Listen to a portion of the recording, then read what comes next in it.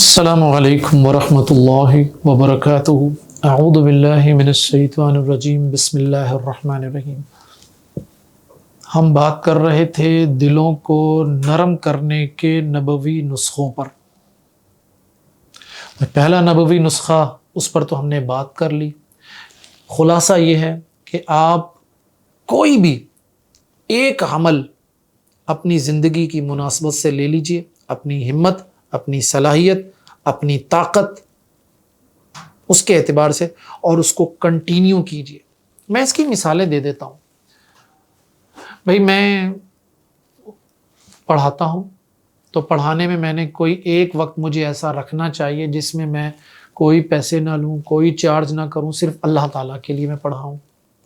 ایک سبزی فروش ہے، اس کو چاہیے کہ اپنی سبزی میں سے کچھ حصہ ایسا رکھے جو غریب غرباء کے لیے، جو خرید نہیں سکتے، ان کے لیے کچھ حصہ وقف کر دے۔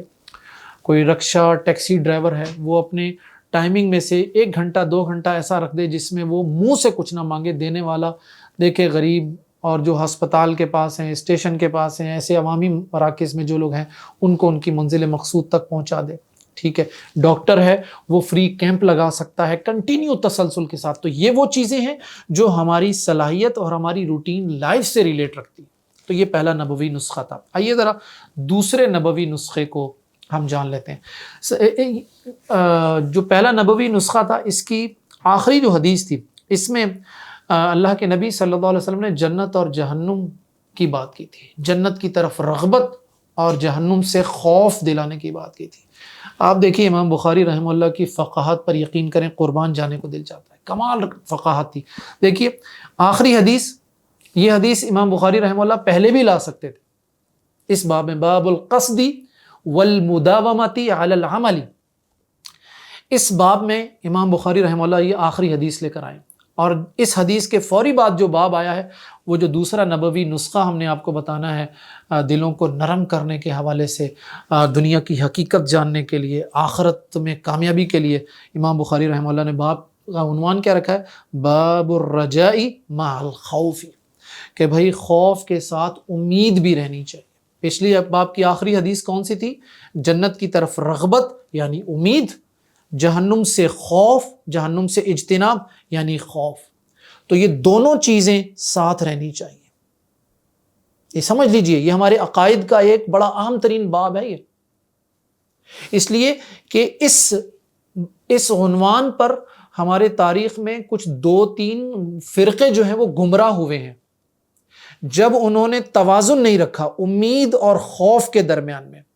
ہمیں ایک اصول پڑھایا گیا تھا، مجھے آج بھی یاد ہے، المؤمن یکون بین الخوف والرجاء، کہ مومن ہمیشہ امید اور خوف کے درمیان رہتا ہے، بیلنس کرتا ہے۔ بھائی اگر اس کی زندگی میں امید بہت زیادہ آ جائے تو وہ دلیر ہو جائے گا گناہوں کے کرنے پر، اللہ کا ڈر ختم ہو جائے گا، جیسا ہمارے پاس ختم ہو چکا ہے۔ ہمیں کوئی پرواہ نہیں ہوتی، نہ ہم اللہ تعالیٰ کی پرواہ کرتے ہیں، نعوذ باللہ استغفر اللہ من ذالک، اور حکمرانوں کی پرواہ ہم نے کیا کرنی، جن کی اطاعت ہم پر لازم ہے۔ ہم سگنل بند دیکھتے ہیں، فٹ پاتھ پر گاڑی چڑھا دیتے ہیں، رانگ جا رہے ہوتے ہیں، سگنل توڑ رہے ہوتے ہیں، کیا کچھ نہیں کرتے، راستے بند کر دیتے ہیں اپنی تقریبات کے لیے، اپنے معاملات کے لیے، یہاں تک کہ عبادات کے لیے بھی ہم راستے بند کر دیتے ہیں۔ تو جب امید بہت زیادہ ہو جائے تو پھر اس طرح کی دلیری آتی ہے، گناہوں پر جرأت آ جاتی ہے۔ اللہ تعالیٰ ہمیں اس کیفیت سے اپنی عافیت عطا کرے۔ اور جب انسان ڈرنا زیادہ لگ جائے، خوف زیادہ آ جائے، تو انسان نیکی کرنا چھوڑ دیتا ہے، اسے نیکی بھی نہیں ہوتی، وہ ہر لمحہ لرزتا رہتا ہے، کانپتا رہتا ہے، ڈرتا رہتا ہے۔ اسی لیے کہا بیلنس۔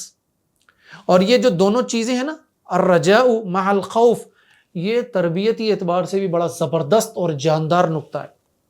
امام حافظ منذری رحمہ اللہ نے اللہ کے نبی صلی اللہ علیہ وسلم کے فرامین پر مشتمل ایک کتاب ترتیب دی، الترغیب والترہیب۔ یہی بات ہے اس میں، امید اور خوف، بشارت اور انذار، ڈراوا اور خوشخبریاں۔ تو یہ اولاد کی تربیت میں بھی یہ چیز بڑی اہم ہوتی ہے کہ کب ہم نے اس کو ڈرانا ہے اور کب ہم نے اس کو خوشخبری دینی ہے۔ اگر انسان یہ جان جائے اپنی زندگی میں کہ بھائی جہاں وہ اس کے ذہن میں گناہ کا ارتکاب آتا ہے، وہاں پر اس کو اللہ سے ڈرنا چاہیے، اسے اللہ کا خوف کھانا چاہیے کہ مجھے اس پر حساب کتاب دینا ہے، اللہ کے سامنے جواب دینا ہے، قبر میں جانا ہے، آخرت میں جانا ہے۔ یہ جو خوف ہے اس کو گناہوں کے ارتکاب سے روکے گا، اور جب وہ نیکی کر لیتا ہے تو اپنی اس نیکی پر اس کو پر امید رہنا چاہیے۔ آئیے ذرا اس تبویب کے بعد ہم حدیث کو دیکھتے ہیں۔ وقال سفیان ما فی القرآن آیۃ اشد علی من، سفیان کہتے ہیں رحمہ اللہ کہ قرآن کی کوئی آیت مجھ پر اتنی زیادہ شدید یا مطلب ہے سخت نہیں گزری جتنی کہ یہ سورۃ المائدہ کی آیت نمبر 68، کہا لستم علی شیء حتی تقیموا التوراۃ والانجیل وما انزل الیکم من ربکم، تم کسی چیز پر نہیں ہو یہاں تک کہ تورات اور انجیل کو اور اس دین کو قائم کرو جو تمہارے رب کی طرف سے تمہاری طرف نازل کیا گیا۔ سمجھ میں یہ آیا کہ بھائی اس میں سخت والی بات کون سی ہے؟ بھائی سختی والی بات یہ ہے کہ جب تک اللہ کے کلام پر پوری طرح عمل نہیں ہے اس وقت تک دین کا کوئی اعتبار نہیں ہے۔ سبق یہ دیا جا رہا ہے بھائی کہ دین کو پورا پورا لو، دین میں پورے داخل ہو جاؤ، ادخلوا فی السلم کافہ، ٹھیک ہے، لما تقولون ما لا تفعلون، بھائی وہ کیوں کرتے ہو جو کہتے نہیں ہو، تمہارے قول و فعل میں تضاد کیوں ہے، اپنی پسند اور ناپسند کی بنیاد پر دین نہیں چلے گا۔ تو یہاں پر یہ بات کی گئی اس اعتبار سے کہ اسی بات کو کہا گیا کہ بھئی خوف اور امید دونوں چیزوں کو مد نظر رکھا جائے۔ آپ دیکھیں 100% پرفیکشن تو کسی کے پاس بھی نہیں ہے بھائی، مکمل شخصیت کس کے پاس ہے؟ کوئی کسی کے پاس نہیں ہے۔ معصوم عن الخطا کون ہے؟ انبیاء کے علاوہ تو کوئی بھی نہیں ہے۔ تو غلطیاں تو ہوں گی، بشری تقاضوں کے تحت گناہ بھی ہوں گے، لیکن ہمیں وہاں پر ان دونوں رویوں کو مد نظر رکھنا چاہیے۔ جب بشری تقاضے کے تحت کوئی گناہ ہو گیا، کوئی غلطی ہو گئی، تو اللہ تعالیٰ سے فوراً توبہ، معافی اور ندامت اور استغفار، اعوذ باللہ من الشیطان الرجیم، یہ پڑھنا شروع کر دیں، یہ کرنا شروع کر دیں، اور پھر اللہ تعالیٰ سے امید رکھیں کہ اللہ نے ہماری توبہ اور ہماری معافی قبول کر لی ہوگی۔ آپ یقین کریں میرے سامنے ایسی بہت ساری عملاً ایسی مثالیں موجود ہیں جو میں حیران ہوتا ہوں۔ ایک بچی میرے پاس آئی تھی، کافی پرانی بات ہے، تو اس نے آ کر مجھ سے پوچھا کہ سر اللہ تعالیٰ میری توبہ قبول کر لے گا؟ میں نے کہا بیٹا کیوں نہیں کرے گا؟ کہنے لگی سر کتنا ہی بڑا گناہ کیوں نہ ہو۔ میں نے کہا جی بیٹا کتنا ہی بڑا گناہ کیوں نہ ہو؟ میرے بیٹے شرک سے بڑا تو کوئی بھی گناہ نہیں ہے۔ آپ شرک کرو، زنا کرو، قتل کرو، چوری کرو، کچھ بھی کر لو، اگر سچے دل کے ساتھ اللہ کے سامنے اللہ کے پاس آ جاؤ، دنیا والے تو شاید معاف نہ کریں لیکن بیٹے اللہ تعالیٰ بڑا مہربان ہے، اللہ تعالیٰ 70 ماؤں سے زیادہ محبت کرتا ہے، آپ جاؤ تو صحیح اس کے پاس۔ میں نے اس کو توبہ کا طریقہ بتایا کہ بیٹے جو غلطی کر رہی ہیں آپ اس پر آپ اللہ کے سامنے جائیے، روئیے، گڑ گڑائیے، ندامت کا اظہار کیجیے، عہد کیجیے کہ دوبارہ یہ غلطی نہیں کروں گی، استغفار کثرت کے ساتھ کیجیے، آخری دونوں صورتیں پڑھیے، نماز پڑھیں، تلاوت کریں اللہ تعالیٰ۔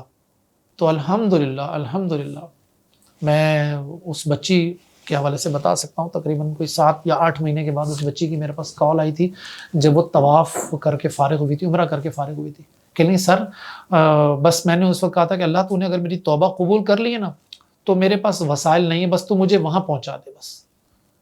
تو کہنے لگے سر اللہ نے میری توبہ قبول کر لی، میں یہاں پر ہوں، عمرہ کر کے فارغ ہوئی ہوں۔ تو آپ یقین کیجئے کہ یہ جو خوف اور امید والا جو ہے نا، اس کو اسی حوالے سے کہا گیا۔ غلطی سب سے ہو سکتی، کسی سے بھی ہو سکتی، لیکن انسان اپنے اوپر اس کیفیت کو طاری کرے، سمجھے تو۔ حدیث آتی ہے، آئیے حدیث کی طرف آتے ہیں۔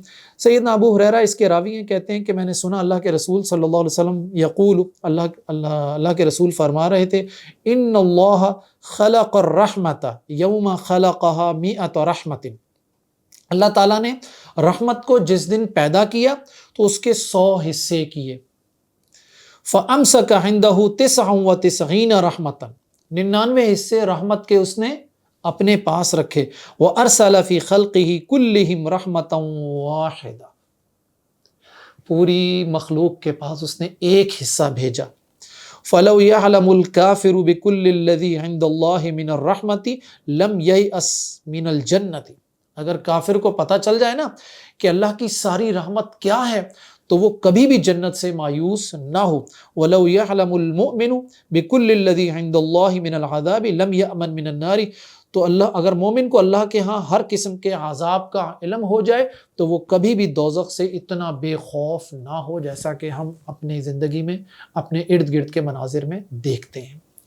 تو اس حدیث میں دونوں کیفیات کا ذکر کیا گیا ہے، رحمت اور عذاب، وہی الترغیب و تنذیر، ترہیب، تو ان دونوں کیفیت کا یہاں پر ذکر کیا گیا۔ آئیے ذرا اس حدیث کا جو اہم پوائنٹس ہیں وہ ہم دیکھ لیتے ہیں۔ امام بخاری رحمہ اللہ نے اس باب میں دو بنیادی ایمانی حالتوں کو جمع کیا ہے جو ایک مومن کی روحانی زندگی کی بنیاد بن سکتی ہیں، اور یہ دونوں چیزیں انسان کے دل کے ساتھ تعلق رکھتی ہیں۔ پہلی چیز ہے رجا، جس کو کہتے ہیں امید، اور دوسری چیز ہے خوف، جس کا مطلب ڈر۔ تو امید اللہ تعالیٰ کی رضا، جنت، اور خوف اللہ کی ناراضی اور جہنم سے اجتناب کو کہتے ہیں مطلب ہے۔ اچھا، اس حدیث میں سب سے پہلی بات تو یہ بتائی گئی کہ اللہ کی رحمت بے انتہا ہے۔ ہماری زندگی میں ہم ارد گرد مناظر میں جتنی ہم میں سے جو شفقت کرتے ہیں اپنے جیسے انسانوں پر، مخلوقات پر، کچھ لوگ اس شدید گرمی میں جانوروں کے حوالے سے اوپر چھت پر پانی رکھ دیتے ہیں، ان کو کھلاتے ہیں، یہاں تک کہ کتا، بلی، جتنے بھی ہیں، یہ سارے کی ساری رحمت جو ہے نا صرف اور صرف 1% رحمت کے مظاہر ہیں۔ یہ سوچئے جب 1% رحمت جو اللہ تعالیٰ نے اپنی مخلوق کو دی ہے وہ ہمیں کیا کچھ نہیں دکھاتی، تو سوچیں جو اللہ کے پاس 99 حصے ہیں وہ کیا کمال کی نعمتیں ہوں گی، کیا کمال کے انعامات ہوں گے، کیا کمال کی چیزیں نہیں ہوں گی جو اللہ تعالیٰ نے ہمارے لیے نہیں رکھی ہوئی۔ بعض محدثین کہتے ہیں کہ یہ 99 رحمتیں جو ہیں اللہ تعالیٰ نے اہل ایمان کے لیے جنت کے ساتھ خاص کی ہوئی، کہ جنت میں یہ 99 رحمتیں اہل ایمان پر تقسیم کی جائیں گی۔ دوسری بات، اللہ کا عذاب بھی حقیقی اور بڑا سخت ہے۔ اگر اللہ تعالیٰ رحیم ہے، کریم ہے اور فضل کرنے والا ہے، محبت کرنے والا ہے، اس کو بھی دیتا ہے جو اس کو مانتا ہے، اس کو بھی دیتا ہے جو اس کو نہیں مانتا، تو پھر اگر مستقل نہ مانا جائے، موت اسی نہ ماننے پر واقع ہوئی ہو، تو پھر اللہ کا عذاب بھی بڑا سخت ہے۔ الحفیظ والعمی والعیاذ باللہ وعافانا اللہ من کل سوء ومکروہ وشر ومن عذابہ کذالک۔ سب سے بڑا فائدہ جو ہے اس باب کا کہ زندگی میں امید اور خوف کا توازن رہنا چاہیے۔ یہ بڑا کام کا پوائنٹ ہے جو ہمارا اس میں، یہ دوسرا نبوی نسخہ آپ اپنی زندگی میں، اگر آپ نے جہاں آپ کو ڈرنا چاہیے وہاں اگر آپ نے امید لگا لی تو کام خراب ہوگا، اور جہاں آپ کو امید رکھنی چاہیے وہاں اگر آپ نے ڈرنا شروع کر دیا تو بھی آپ کا کام خراب ہو گیا۔ ٹھیک ہے، بچے، میں آپ کو چھوٹی سی مثال دے کر اپنے اس بات کو ختم کرتا ہوں۔ بچے، محبت،